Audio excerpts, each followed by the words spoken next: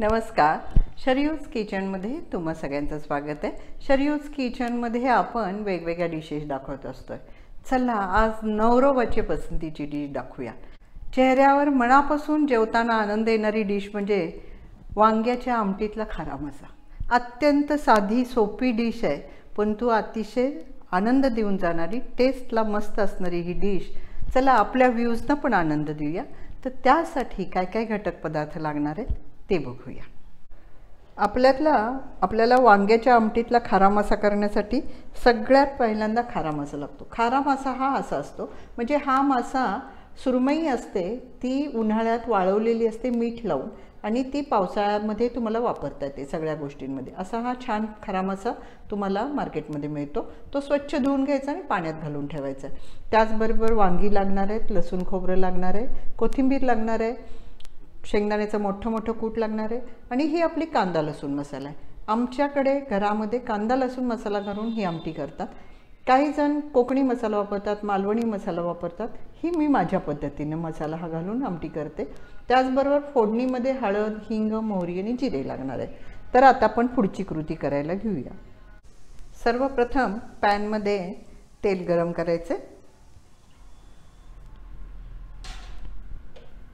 आपलं तेल गरम झालं की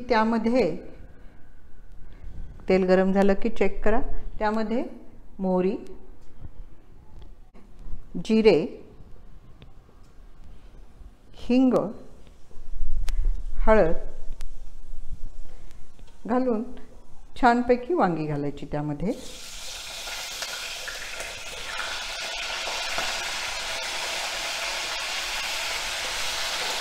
वांगी परतून घ्यायची।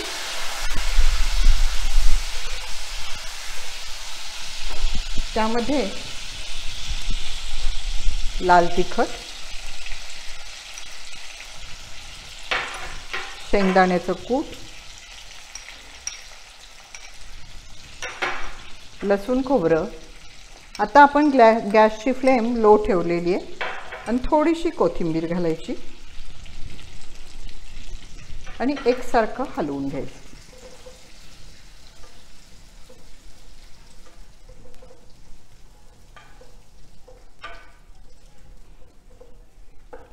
हे एकसारखं हलवलं की ह्यामध्ये पाणी घालून झाकून शिजायला ठेवून टाकायचं। आपल्याला खारा मासा थोडं वांग निम्म शिजलं की घालायचं, कारण मासा आपला पटकन ह्यामध्ये शिजणार आहे। त्यामुळं वांग थोडं शिजलं की मगच आपण खारा मासा वापरणार आहोत। तर आता ह्यामध्ये मी पाणी घालते आणि शिजायला ठेवते।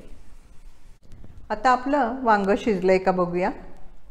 आपलं वांग 80% शिजलेलं आहे। आता ह्या वांग्याच्या रसामध्ये आपण मासा सोडणार आहोत।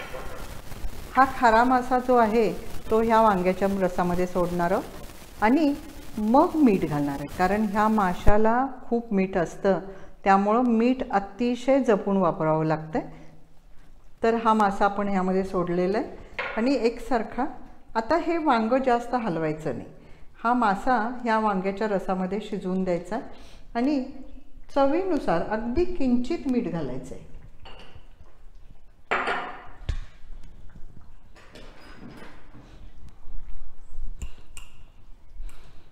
एवढ्या वांग्याला मी एवढंसंच मीठ घालणार आहे, कारण हा खाऱ्या माशातलं मीठ आता त्या वांग्याला पण उतरणार आहे आणि रशाला पण उतरणार आहे।